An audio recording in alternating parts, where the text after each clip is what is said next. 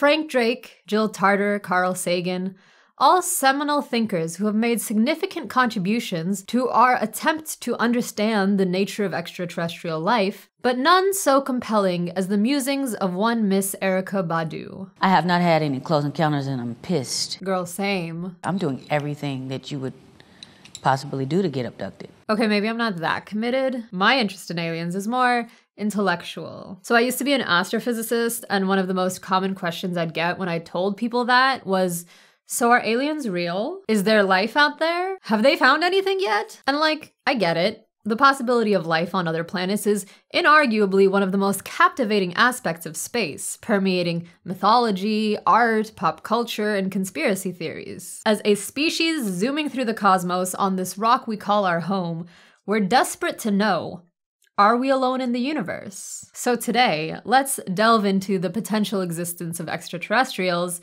and see if we can't learn anything about life here on Earth along the way. Dr. Fatma does aliens. It's gonna be lit. I can't snap in these.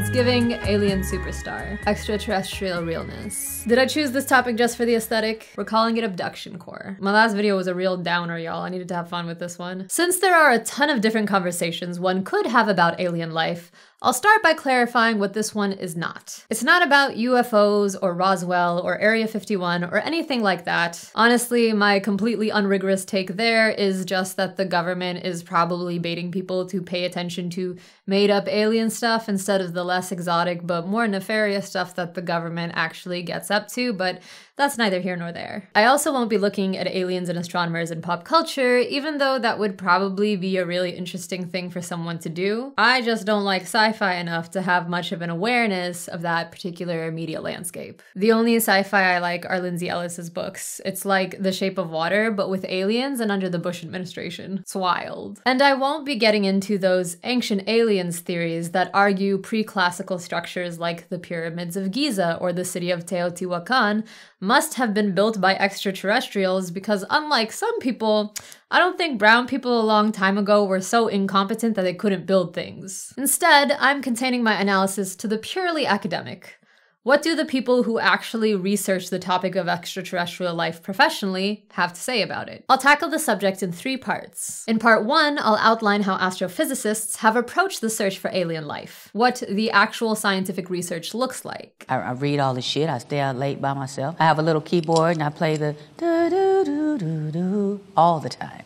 Something like that. In part 2, I'll get into the more esoteric imaginings about intelligent extraterrestrials, namely how we explain their apparent absence and what those explanations say about us. What makes me not good enough for aliens? I definitely don't want to think it's anything negative about me. Could be. And in part 3, I'll share my personal favorite explanation for where are the aliens, and hopefully leave us with an optimistic perspective on the nature of intelligent life. Just a fun, lighthearted romp on the sillier side of astronomy today. Should be a good time.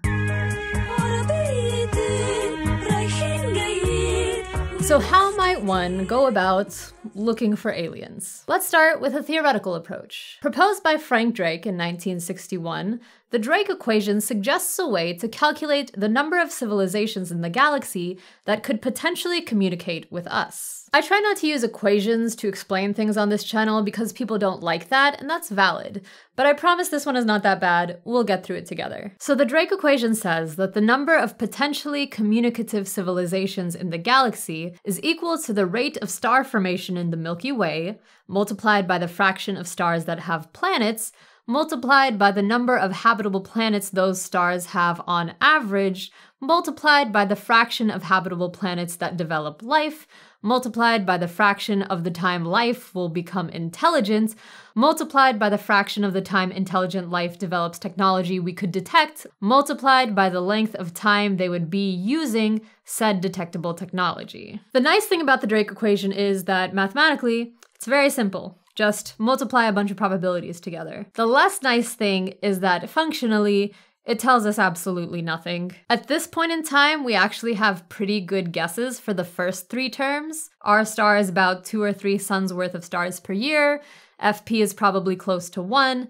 and NE looks like it's around 1 in 5, assuming a conservative definition of habitable that only includes planets orbiting stars similar to the Sun at distances similar to the Earth. And while I agree with anyone worrying that's too narrow a definition of habitable, as will be a theme today, everything we know about aliens is pretty much a projection of humanity, so get used to it. The rest of the terms, unfortunately, have basically no empirical grounding. There are arguments for all these fractional terms to be as low as 0 or as high as 1. Just taking F-life, for example, some scientists argue that because life emerged on Earth shortly after the right conditions arose, the right conditions will almost always result in life emerging. But others argue that because it appears life only started once on Earth instead of many different times, it will probably never happen again. And propositions for the lifetime of a communicating alien species range anywhere from a couple hundred years, based on the average length of empires here on Earth,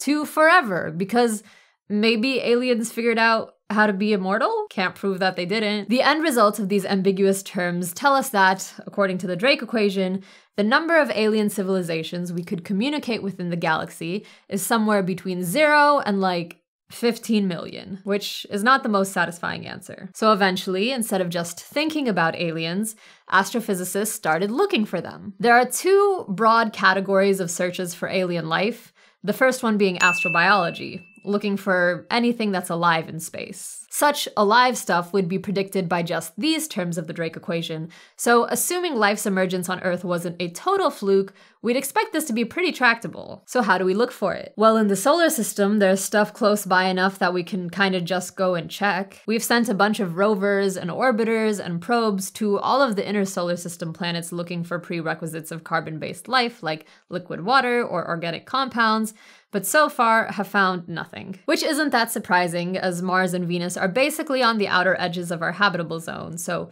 not great conditions for supporting life. And that might lead one to think that there definitely wouldn't be any life past the asteroid belt. But while it is highly unlikely that the outer Jovian planets themselves couldn't sustain life, what with there just being big balls of gas and all, some of their moons actually look quite promising. Europa, for example, is a moon of Jupiter that is thought to be one big ocean of liquid water under an insulating shell of ice. Enceladus is a moon of Saturn that's kind of like Europa, but with these geysers that shoot water and ice out of its surface, indicating not just oceans, but also geological activity. And Titan, another moon of Saturn, doesn't just have oceans, but complex organic compounds too. And that's all really cool, but despite these moons' relatively conducive to life qualities, we still haven't actually found any evidence of anything being alive on them yet. So we set our sights further, to exoplanets. Exoplanets are planets outside our solar system, usually orbiting other stars, but sometimes just floating around on their own,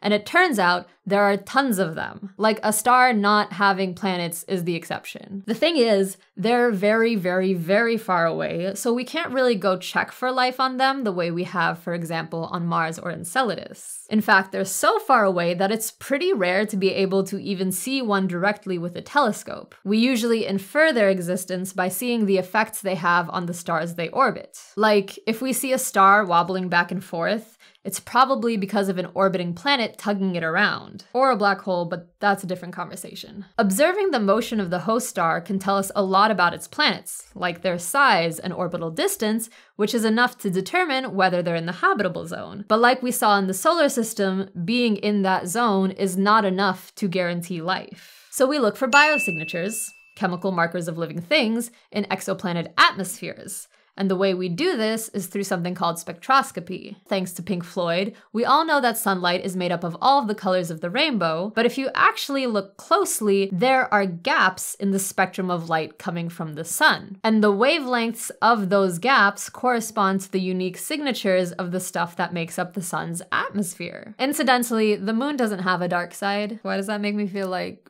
friggin' Neil deGrasse Tyson being an asshole? So atoms and molecules and atmospheres have this really cool quality where when they absorb or emit light, they only do so in very specific ways that give each one a unique signature of associated wavelengths. hydrogen looks like this, helium looks like that, etc., etc. And whether that process happens in a lab on Earth or a star a million light years away, the signature is always the same. So we can compare signatures we measure here to signatures we observe there to determine what stuff in space is made out of. If we measure the spectrum of light coming from a far-off star and see that every 20 days, the spectrum has additional gaps for a few hours, that means what we're usually seeing is light with only the signatures of the star's atmosphere, but sometimes a planet is passing in front of the star and subtracting some additional lines from that starlight. And if we examine just those additional lines, we can deduce the composition of the planet's atmosphere. Isn't that wild? Science is bananas. So we do spectroscopy on exoplanets and we search their spectra for biosignatures like ozone or methane or nitrous oxide,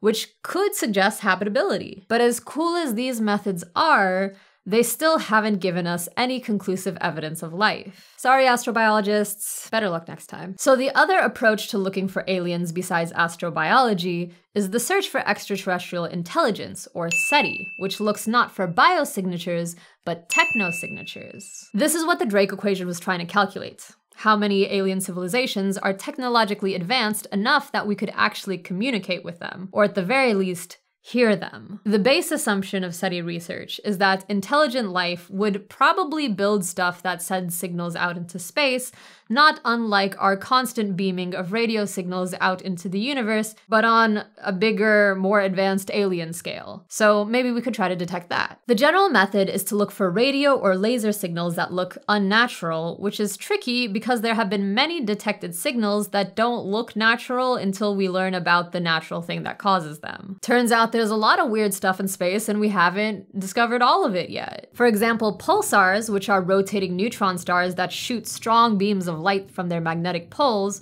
were initially thought to be like some kind of ET lighthouse because of the very short and precisely repeated pattern, but it just turned out to be a new kind of object we didn't yet understand. They literally cataloged the first pulsar with the code LGM1 for little green men. Astronomers are so unserious sometimes. Present company notwithstanding, obviously. Besides looking for anything vaguely unnatural, some SETI research imagines specific things intelligent alien life might do, guesses what those things would look like from far away, and then looks for that. A favorite possibility here is the Dyson sphere, this hypothetical structure that would enclose a star in order to harness energy to support a civilization that lives on its surface. Someone thought they found the Dyson sphere back in 2015, but it turned out to just be dust. A lot of discoveries turn out to just be dust. In all fairness, sometimes the discovery is dust on purpose. So like with astrobiological searches, we've spent decades of effort and ungodly amounts of funding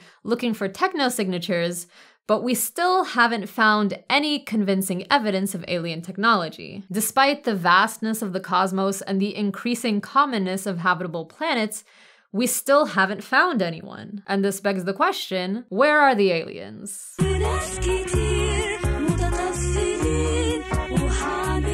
So in 1950, an Italian-American physicist named Enrico Fermi was chatting with some other physicists about alien life while getting lunch, and he asks, "But where is everybody?" And now every physics student ever knows this story. Apparently, if you architect an atomic bomb, you can just say whatever old thing and it'll go down in history as a brilliant and profound observation. The logic of the paradox goes, the galaxy is huge and has existed for a very long time. Surely we're not the only intelligent life to exist in it, so if there have probably long been intelligent alien civilizations, why haven't we heard from them yet? Why haven't they called? The Drake equation actually came after the Fermi paradox as an attempt to help resolve it. It's less about precisely calculating how many civilizations there are, and more about sussing out which factors are causing the paradox. Is it that life doesn't happen often?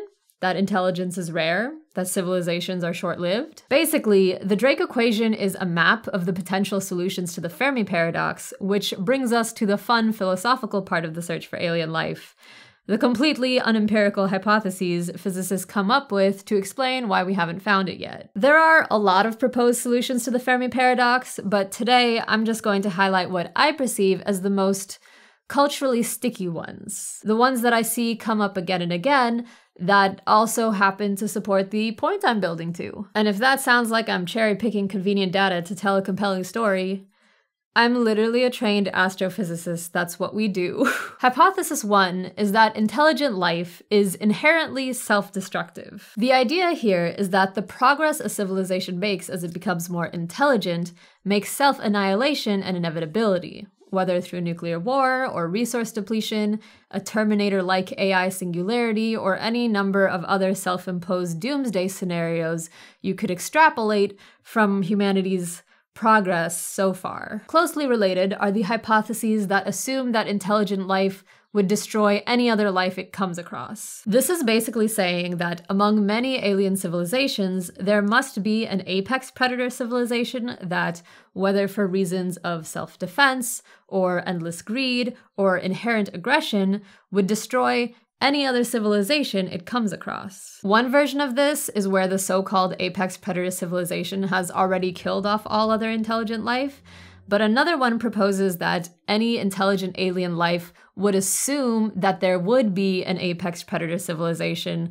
that would kill off all other life, and so they're all hiding from it, and in doing so, rendering themselves undetectable from us. A slightly less violent hypothesis proposes that aliens are intentionally keeping us in the dark. This still assumes that there are more advanced civilizations than us, but instead of them just destroying us, they're purposefully isolating us from the rest of the aliens. Some versions of this assume aliens are basically treating us like uncontacted tribes in the Amazon or endangered animals in wildlife reserves, but others say we're straight up in a simulation they created. Either way, they're controlling our perception of the universe such that we don't know they're there. Finally, there's the rare Earth hypothesis, that life just isn't as common as we might optimistically think it is. Sure, we found planets in habitable zones, but life could require a lot more than that. Magnetospheres, plate tectonics, free oxygen, who knows what else. There are variations of this hypothesis that are all just statements of there isn't anything to find, either because we're the first intelligent life to develop so there's nothing else to detect yet, or intelligent life developing here was a fluke and isn't likely to happen again, or that natural extinction events like meteorites and gamma-ray bursts wipe out most life before it gets to a point we could detect. But one way or another, they solve the paradox by saying we're effectively alone. There are other hypotheses besides these. Maybe alien life is just completely incomprehensible to us, and the ways we're looking for them have nothing to do with what they're actually like. Maybe interstellar travel just isn't technologically feasible at any point because of limited resources or physical barriers we don't yet understand.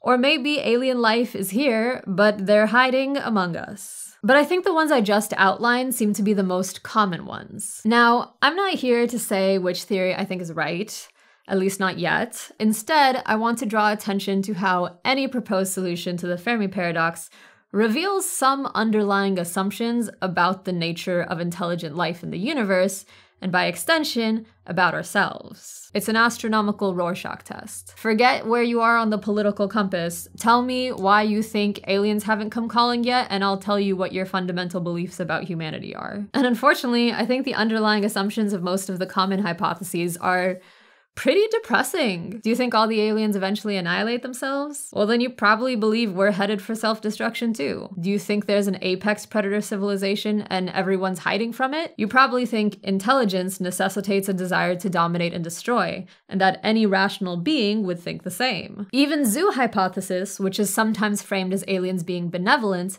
betrays an assumption that intelligent life would default to asserting control over what it deigns to be less intelligent. The relative popularity of these particular hypotheses, along with the rare Earth hypothesis, leads me to propose, let's call it, colonialist realism. It's easier to imagine the non-existence of intelligent alien life than it is to imagine intelligent alien life that doesn't embody terrestrial colonial attitudes. Apparently, there is no alternative. And by colonial attitudes, I'm referring to those beliefs that justify some humans asserting control over other humans they deign to be less intelligent, dominating or destroying anything they come into contact with while seeking further growth, insatiable and exploitative to a point of inevitable self-destruction. Now, I can already hear the pushback on this. Of course, we should assume that intelligent life would be hostile beings that want to colonize the galaxy. We've seen that on Earth from advanced civilizations again and again. And like, sure, we only have humanity to go off of in predicting alien behavior, so some amount of anthropomorphizing is inevitable,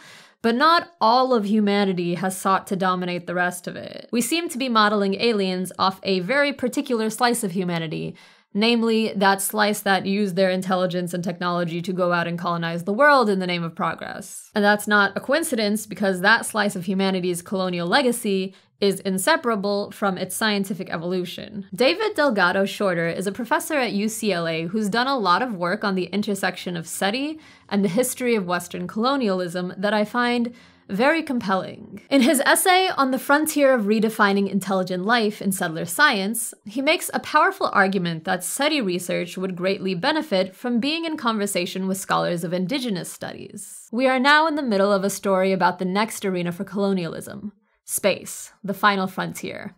Like other technological frontiers, the search for intelligent life in space remains framed by a hierarchical and progressivist worldview, which, conceived in human-centric categories, props up a scientific paradigm that has propelled colonialism and environmental collapse. In almost every contact situation with Europeans, the indigenous people of the Americas suffered disease, wide-scale death, cultural disruption, and often community destruction and/or displacement. This deep and painful history remains the consistent frame of analysis for many in indigenous studies, helping us to understand humanity's present endeavors off-planet. Shorter outlines at length the parallels between historic European colonial conquest and modern-day space exploration, from conveniently narrow definitions of intelligence to the default assumption of terra nullius on yet unconquered lands, not just to shit on white people, but to show how limiting colonial thinking can be in our attempt to comprehend the universe. It can also lead to some tangibly negative effects here on Earth. See my last video about how astronomers have this bad habit of building telescopes on land where people the astronomers' governments colonize keep telling them to GTFO. I'm not gonna get more into it right now because this video was literally supposed to be my lighthearted and silly palate cleanser after spending half a year on that one, so go check it out if you want a deeper dive into the settler colonial side of astronomy. I swear I don't want to talk about colonization all the time, but it just keeps coming up. Aliens was supposed to be fun. But I had to at least briefly make this connection because it so powerfully exemplifies how colonial thinking permeates countless aspects of how we in the West even think about the science we do. It's legitimately everywhere, and I won't miss a perfectly good opportunity to point it out. But instead of continuing into another depressing deep dive on the grim reality of settler science, I want to end this video on a more hopeful note by sharing an alternate solution to the Fermi paradox that doesn't require us to assume the worst in humanity. But first, so I know I just said I'm not going to talk more about the colonialism stuff now, but we just finished reading a really excellent book on decolonization in academia in the book club that I run on my Patreon, so now seems as good a time as any to pitch why you should consider becoming a member. I'm able to spend most of my time these days making elaborate long-form video essays on whatever I feel like talking about, thanks to the wonderful members of my Patreon who support this channel financially through recurring donations of a few dollars a month. In exchange, members get access to the stuff that I don't put on YouTube, like Q&A videos I make every few months, recorded conversations I've had with other creators, and ad-free versions of all my video essays. The book club is the newest addition to the Patreon, and I'm super excited about it. In our first iteration, we read A Third University is Possible and had weekly written discussions on each chapter. People were super engaged, and I learned so much from reading everyone's thoughts, so I'm really looking forward to doing it again. I'm thinking of reading Against Reason for the next round, so if you're interested in learning about anarchist science together, or you want access to all the exclusive content I just mentioned, or you just feel like compensating me for the labor that goes into making all of this, check out my Patreon at the link in the description. And for those of you who are already there, thank you so much for helping to make this my job. I am so grateful that some days my work legitimately consists of putting on acrylic nails and rambling about aliens. It's the best. Speaking of which,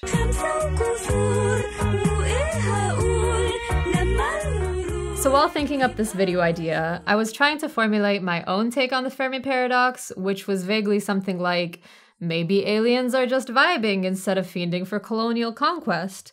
When I came across a paper from 2022 written by astrobiologists Michael Wong and Stuart Bartlett that basically makes that argument, but with math. It's called Asymptotic Burnout and Homeostatic Awakening, a possible solution to the Fermi paradox, and I'm gonna walk us through it now. So like literally every attempt to imagine what aliens are like, they base their argument on human civilizations, in particular, research on the growth of cities. They build a lot of their theory on this paper, which found that many aspects of terrestrial cities, such as wealth production and energy consumption, grow super linearly. For reference, linear growth looks like this. A given input always produces a proportional output. Sublinear growth looks like this. It keeps growing, but the returns are diminishing. And superlinear growth looks like this. Increasing size yields increasing returns, tending towards infinity. In biology, you could use sublinear growth to describe how metabolism rates of animals vary with their size, and you could use superlinear growth to describe cancer. That's foreshadowing. So we have this superlinear curve that describes the growth of cities based on the resources and energy needed to add and maintain individuals in a population. The details aren't important, but the first key point is that this superlinear growth means populations must increase infinitely for the system to support itself, requiring infinite resources in finite time, which means that eventually the system will collapse. They call this point of collapse a singularity. Now, these singularities can be avoided by innovations that change the parameters of the growth function. Something like discovering a more efficient source of energy, for example, would reset the initial conditions and result in a new trajectory. However, if the fundamental dynamics of the city stays the same, this new growth function will also be superlinear, meaning that a singularity isn't avoided, just delayed. This makes me think of paradigm shifts in transportation. The innovation of motorized vehicles saved London from the great horse manure crisis of 1894, temporarily delaying catastrophe until the point we're at now, where those once innovative automobiles are on their way to making our atmosphere uninhabitable. And this catastrophe could also be delayed by, say, the mass adoption of electric vehicles and renewable energy, but we'd really just be kicking the can down the road until we had to confront the finite nature of the materials used in, for example, electric car batteries or solar panels. Now, the techno-optimists in the audience might be thinking that because we've innovated our way out of inevitable collapse before, we can infinitely do it again. And I do get that. I also used to subscribe to the "will science our way out of environmental collapse" thinking. It's very comforting. It feels nice to stifle the climate anxiety with trust in a vague god of progress. But something else that comes out of the math for this superlinear city growth function is that the window of time between collapse-averting innovations gets shorter and shorter as time goes on, meaning we have less and less time to innovate ourselves out of subsequent catastrophes. And it becomes increasingly likely that the window of opportunity will be missed entirely. They go into a lot more detail, justifying the assumption that alien civilizations would also follow this trend, and elaborate on what can drive singularities, but the conclusion of their line of reasoning is this.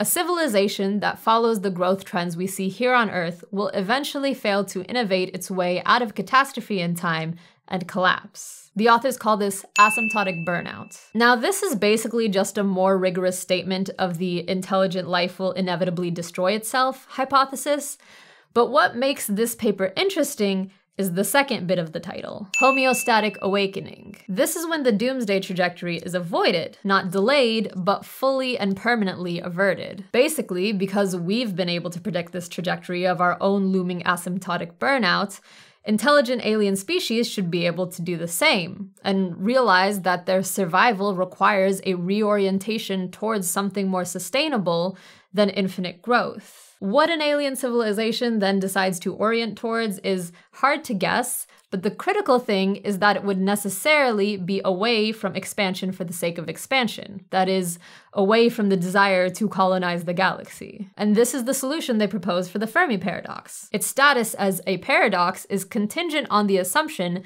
that increased intelligence brings with it a need for infinitely increasing energy requirements that can only be supported by unbounded galactic colonization. This logic comes up everywhere in astronomers theorizing about aliens. Just look at the Kardashev scale, which measures a hypothetical civilization's advancedness based on how much energy it consumes. Type 1 civilizations use all the energy available from a planet, kind of like us in another 100 years. Type 2s use all the energy available from a star, like the hypothetical Dyson spheres I mentioned earlier. And Type 3s use all the energy available from a galaxy. A Type 3 is the kind of civilization that we would most expect to notice at some point. The kind of civilization Fermi considered it to be paradoxical to not have observed yet. But this paper posits that there can never be a Type 3 civilization to observe because aliens will either die trying to become one or figure out that it's wiser to do something else. So like I said before, maybe aliens are just vibing instead of fiending for colonial conquest. I really love this amendment to the standard self-destruction is inevitable thinking.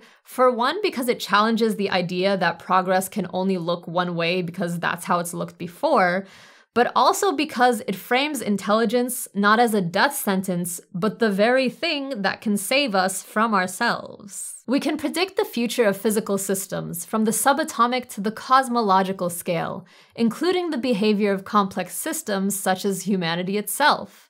It is this predictive power that leads us to what we call an awakening. The realization that humanity has been unconsciously optimizing its autocatalytic feedbacks resulted in unbounded proliferation and energy exploitation that eventually gave rise to the superlinear scaling laws of cities. It is exactly because of intelligence that the asymptotic burnout driven by infinite development can be predicted and averted. It's just that in order to achieve homeostatic awakening, that intelligence might have to be paired with, let's call it wisdom, self-awareness, perhaps. And like all the other proposed solutions to the Fermi paradox, this one is interesting because of what it says about us. Namely, that we have the potential to realize our self-destructive trajectory as a species and reorient to something else before we extinct ourselves. And I know the doomers in the audience might think that's idealistic and stupid, but there are micro examples the paper brings up of humans doing this. We banned chlorofluorocarbons when we realized they were destroying the ozone. That was a choice to preserve our atmosphere rather than sell more freon. Nuclear disarmament is another. Governments around the world made a conscious effort to reduce the number of existing nuclear warheads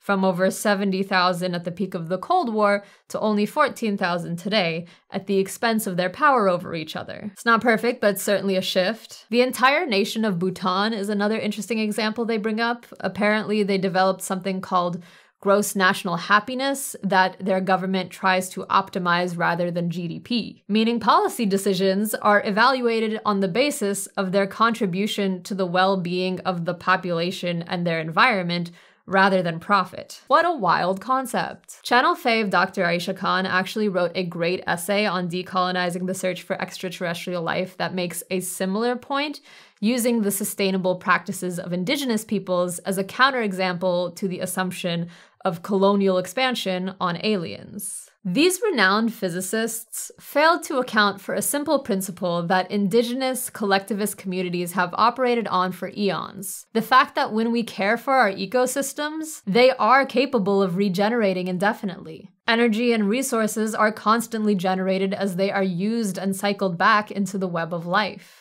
Earth, and likely any planet, is not equipped to endlessly support the endeavors of greedy, power-hungry, ignorant colonizers. It will not sustain exploitation and expansion for the sake of expansion, or growth for the sake of domination. Our planets will, however, sustain community care. And this brings me to today's discussion question. For those new to the channel, I like to conclude videos with an open-ended prompt so you all can continue the conversation in the comment section below, which I'll share some highlights from in the following video. At the end of this one, I'm going to share some really cool perspectives viewers had on culturally driven knowledge production from my Gravity is a Social Construct video, so stay tuned if that sounds interesting. But for today, our question is, what might intelligent extraterrestrials prioritize once they have their homeostatic awakening? If not infinite growth, what could the aliens, and by extension humanity, reorient toward to avoid asymptotic burnout? What could we imagine intelligence eventually brings about besides galactic colonial conquest? Or if you think I'm just a naive hippie and totally off base here,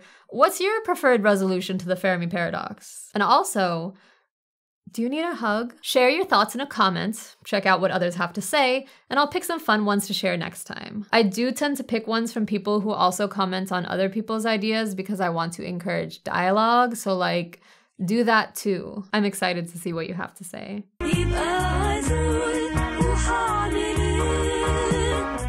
There's this really excellent short story by Ted Chiang, the guy who wrote the novella the movie Arrival was based on, called The Great Silence. It's written from the perspective of a parrot pondering the titular Great Silence, which is another name for the Fermi paradox. The parrot speaks from the Rio Abajo forest in Puerto Rico, just a few miles away from the now defunct Arecibo telescope, which was once the largest one on Earth and used, among other things, for SETI research. The story was written in collaboration with some visual artists who made this really striking video installation to accompany Chiang's words. They juxtapose shots of Arecibo and the Rio Abajo, the audio alternating along, switching between the ominous hum of the machines and the tranquil sounds of the forest. I saw it in a museum last year and was so mesmerized I watched it twice. Highly recommend you watch the full video for yourself. The parrot's musings go in many different directions. He remarks on the sense in aliens potentially hiding themselves from humans, observes the shared significance of creating sounds between his kind and ours, and discusses the famed parrot Alex, who demonstrated to scientists his species' ability not just to mimic, but understand language before uttering his famous last words, "You be good, I love you." The connecting thread through it all is his confusion as to why humans seem so pressed to contact intelligent life in space, while so carelessly disregarding the intelligence of creatures all around them. He says, "Human activity has brought my kind to the brink of extinction, but I don't blame them for it. They didn't do it maliciously, they just weren't paying attention. And humans create such beautiful myths. What imaginations they must have. Perhaps that's why their aspirations are so immense. Look at Arecibo. Any species that can build such a thing must have greatness within it." Sitting in that museum, those two lines broke me because they perfectly captured the way I am so deeply conflicted about SETI and astronomy and science in general. It is incredible what humans have managed to do, to figure out, to build. I studied astrophysics for as long as I did because I'm truly moved by our species' capacity for curiosity and creativity. Like, remember from earlier how we've learned so much about a thing as enigmatic as light, that by looking at how light from a star many trillions of miles away changes just a little bit, we can determine not only that it has planets orbiting it, but whether their atmospheres are hospitable to life? In our attempt to understand the universe, humans have proved the boundlessness of what we can accomplish with our intelligence, and that's legitimately inspiring. But at the same time, so much of our scientific legacy and aspirations are tainted by a deep disregard, not only for humanity, but all life, intelligent or otherwise. The desire to observe the furthest reaches of the universe becomes a violent land grab. The imagining of intelligent life beyond ours becomes a reiteration of exploitation's naturalness. The driving of all our innovation becomes a world in which some kinds of creatures cease to exist. And so often, I see people, especially those who study or even just enjoy astrophysics, assume that these two things must go together, that there is no scientific advancement without collateral damage, that progress and sustainability are mutually exclusive, that capitalism-driven settler colonial science is the only possible science. But I don't buy it. I'm not convinced that us furthering our knowledge is only possible at the cost of abandoning wisdom. Questioning the assumptions that have coincided with our progress thus far isn't somehow going to stifle that progress. It can in fact refine it, make it more beautiful and useful to us. More thorough argument pending. At the end of the day, I don't think I'm convinced that humanity's ever gonna hear from aliens, in any scientifically substantiated way at least. But if we ever did, I'd really hope that by that time, Those humans making first contact for us don't represent our planet by projecting the most shameful parts of our history onto our interstellar visitors. Would love it if we could figure out the whole homeostatic awakening thing by then, y'all. Imagine how embarrassing it'd be if we finally managed to tune into whatever galactic radio station only to find out that all the other aliens think about civilizations with military-industrial complexes the way we think about melodramatic teenagers who just learned what angst is. Jokes aside, I really hope you don't leave this video thinking so little of our species that something as wonderful as our endless endeavoring to understand our world must one day destroy it. Like the parrot said, we have greatness within us, we just need to pay attention. He ends the story with some parting words of advice for us. My species probably won't be here for much longer. It's likely that we'll die before our time and join the great silence. But before we go, we are sending a message to humanity. We just hope the telescope at Arecibo will enable them to hear it. The message is this: you be good. I love you. Hello and welcome to the end of the video. Thanks for watching, and if you enjoyed it, do me a favor and like the video, subscribe to the channel, perhaps leave a comment or share it with somebody.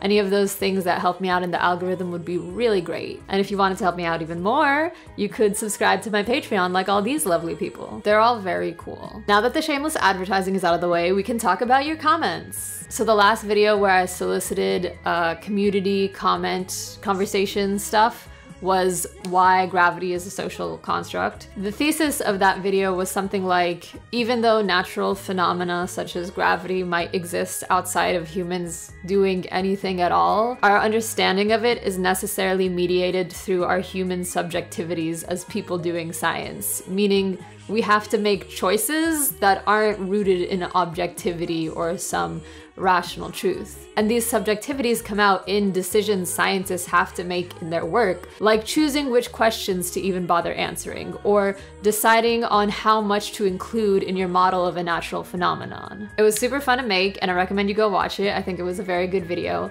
But for now, I'm gonna share some of the comments people left in response to a question I asked in it. What are other examples of cultural values influencing the creation of knowledge? In whatever field, discipline, or area of expertise you have experience in, what's a subjective principle you've seen affect how people explain things, or even what things people choose to explain? So the first response I want to share is actually two responses that felt kind of related, but like were given separately. So one is from M. Huzzle, a grad student in zoology, who's noticed social forces influencing the questions they ask in descriptions of mate choices. They say, even in the language we use in talking about it, you can see scientists imposing our cultural ideas and sexism onto animals. For instance, the reproductive strategy where several females will congregate around a single male and mate with him is typically described as him being the dominant male and having a harem of females. The description of dominance is maybe justified. Males using this strategy tend to fight other males for the position, but calling the females his harem is A, gross in a bunch of ways, and B, implies the male is also controlling the females in some way in these interactions, and there's seldom any evidence for this. My work focuses on evolution, so being clear about these questions and descriptions is important to me, but a lot of the framing of mate choice questions tend to downplay the agency of female animals because we downplay the agency of female humans, and this is bad for the progress of our understanding of these systems. I feel like that's a really great example of how cultural attitudes can come out in how science is constructed, and that like flavor of biological systems being anthropomorphized with sexist ideas came up again from another commenter, Edridge D'Souza, who pointed out basically the same thing happening at a cellular level, saying, for instance, there's the narrative that sperm cells are active while the ova are passive, but more recent work shows the ovum taking an active role in getting the sperm to fuse with it. So even when it comes to like cells, we're being like, this is a man cell and this is a woman cell, so the man cell is obviously the big tough one, but that's just not an accurate description of the like processes taking place. So that's a neat little example from biology. And the next one I wanted to share is actually from economics. They talk about this concept of Homo economicus, which is like the model person in economics who behaves in a rational, self-interested, utility maximizing way, though people tend not to actually behave like that in real life. And they notice that people in their field tend to view this Homo economicus as not just a model, but the way people should act. And then somebody responded to that comment with another really interesting one. This is from ACDK4FP, who says, "My suspicion from a little reading in the history of education policy in early 20th century Japan is that originally Homo economicus was more a target audience than an assumption. When your field is about producing good practices for people who are already motivated to maximize utility before they start reading the output of your field, then it's perfectly sensible to assume that's how people think. The issue is that when economics moved from being about advising individual and organizational practices to being about modeling national economies, they didn't rethink that their ideal person was no longer a self-selected interest group, but bad generalization." And this part's really interesting. Before Keynesianism, governments used to assume that the population, especially the female portion, was inherently irrational and incapable of maximizing utility, and constructed their educational and economic policy around rectifying this. Homo economicus was the goal of state educational policy, at least in pre-war Japan, but the assumption of human nature was the opposite. Every time I learn anything about economics, I become more surprised that people take it seriously as a field. The concept of Homo economicus was always a weird one to me, because I also had that thought that the first poster had of people don't act like that, so why do we assume people act like that? But it turns out it's not an assumption. I guess it's a prescription. And that does frame everything that comes out of the discipline very differently, doesn't it? Definitely some tactical knowledge creation going on there. So we had biology, economics. The last topic I want to hit was education. People had so much to say about cultural values in education, from the assumptions that go into early education to the way we continue to insist on using standardized tests as we continue to prove how bad standardized tests are for educational outcomes. But the one I wanted to highlight here was one about music education, because it was super interesting. So Jacob Hall, numbers, says, "I work in music education, and boy oh boy are we influenced by cultural values. One cultural value that we have in music education is the value placed on written music notation. A lot of music education past grade 6, and sometimes even earlier, is geared toward learning to read written music notation. This is ultimately at the expense of musical genres that do not rely on written notation to disseminate music, and is at the expense of the student's ability to think musically, understand music by ear, or create their own music.